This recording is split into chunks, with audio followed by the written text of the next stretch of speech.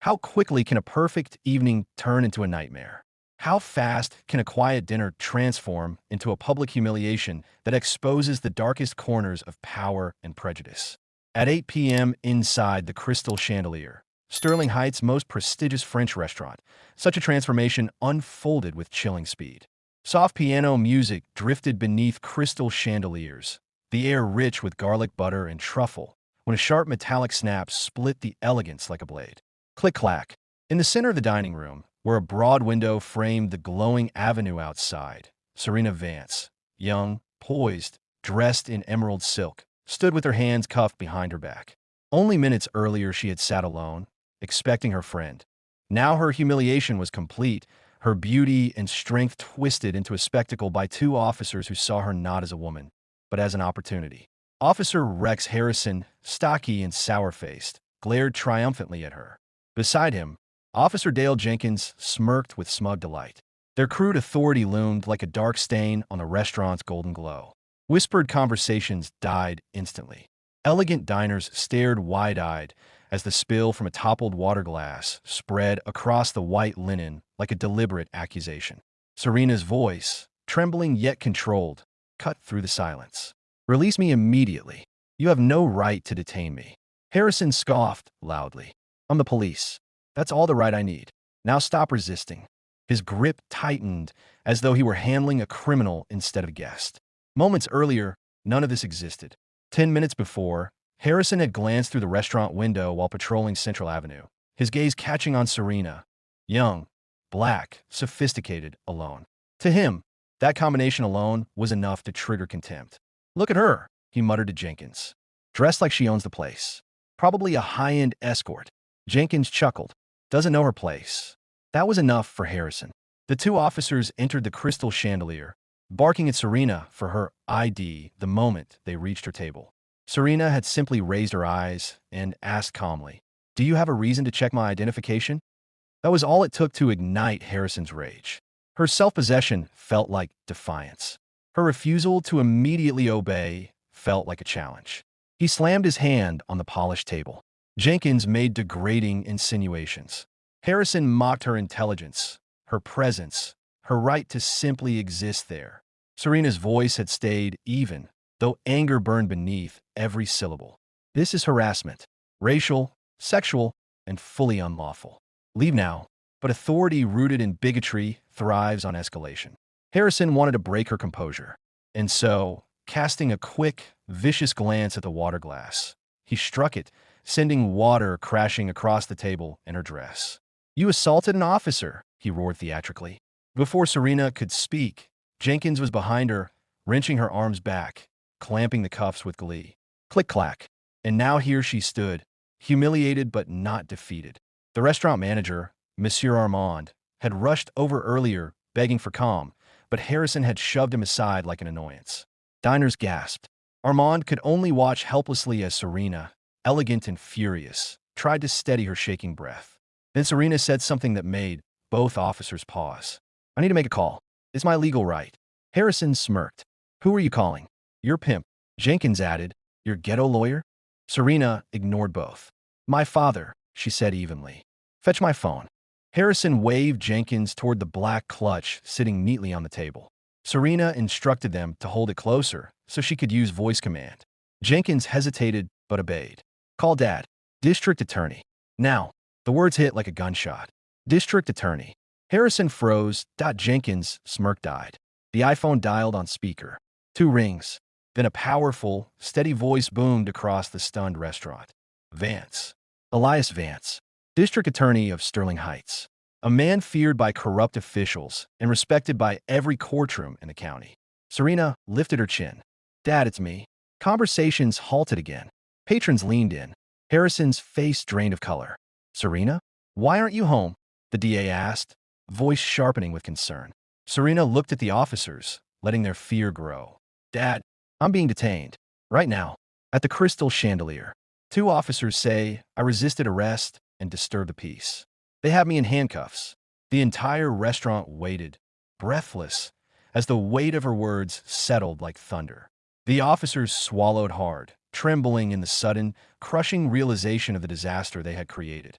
And then, through the speaker, in a voice colder than steel, the district attorney spoke again. Just 4 words, but enough to make every diner shiver before the call abruptly cut. A dangerous silence gripped the restaurant as every diner leaned in. They cuffed you? Were the officers' names? D.A. Vance's voice was low, lethal. Officer Harrison and Officer Gary Miller, Serena replied steadily. Harrison, Miller. Each name fell from her father's tongue like a verdict. All right, Serena. Stay calm. I'm handling this immediately. Put one of those officers on the phone. Now. Panic flickered across both men's faces. Miller, trembling, snatched the phone as if grabbing a lifeline. Ashilo. Officer Miller speaking. Officer Miller, Elias Vance said, his voice cold enough to freeze the air. Explain to me why my daughter is in handcuffs inside a public restaurant. Do you have any shred of probable cause? Miller's voice cracked into meaningless fragments.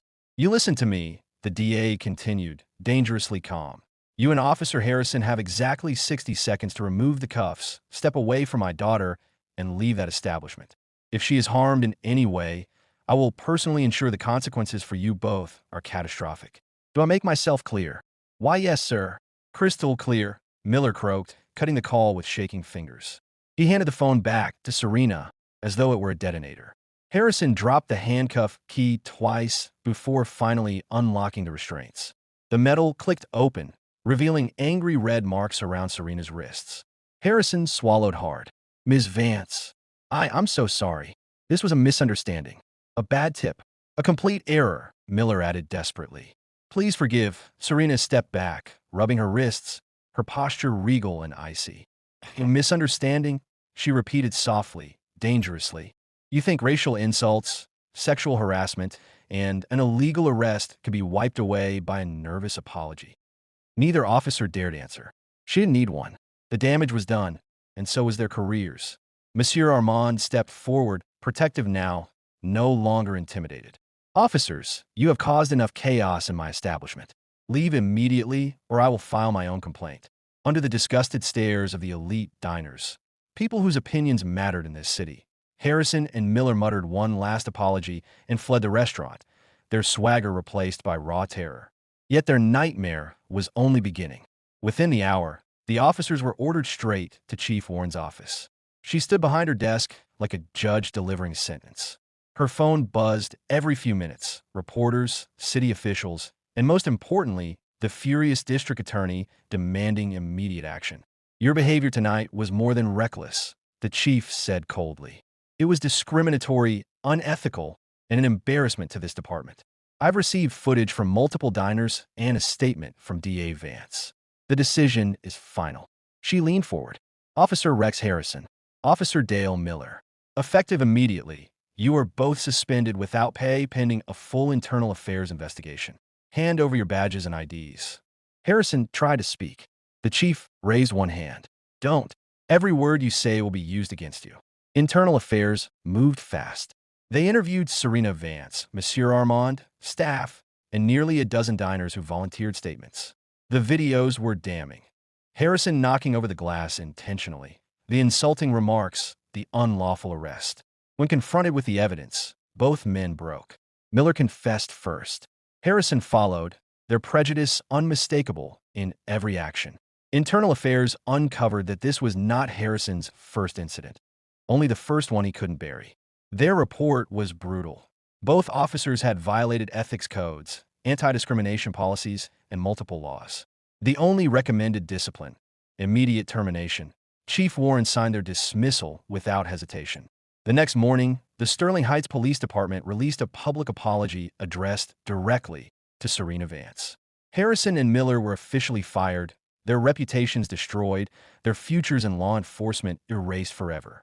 When Serena received the update, she exhaled slowly, feeling a weight lift. Justice wasn't perfect, but it was real. She wasn't celebrating their downfall. She was relieved that two dangerous officers could no longer terrorize people who lacked the voice, wealth, or protection she had. The Crystal Chandelier incident spread across social media, sparking conversations about race, power, and accountability. Some saw Serena's courage and her father's swift action as a beacon, a reminder that abuse of authority survives only when victims stay silent. Serena looked at the faint red marks on her wrists. Then, at her untouched dinner and understood something profound. What happened to her shouldn't require a district attorney father to resolve. It should never happen at all. But for now, at least, two corrupt officers had finally faced the consequences they had long escaped. And Sterling Heights had learned, very publicly, that even in the city's most glittering places, justice could strike back just as hard as cruelty.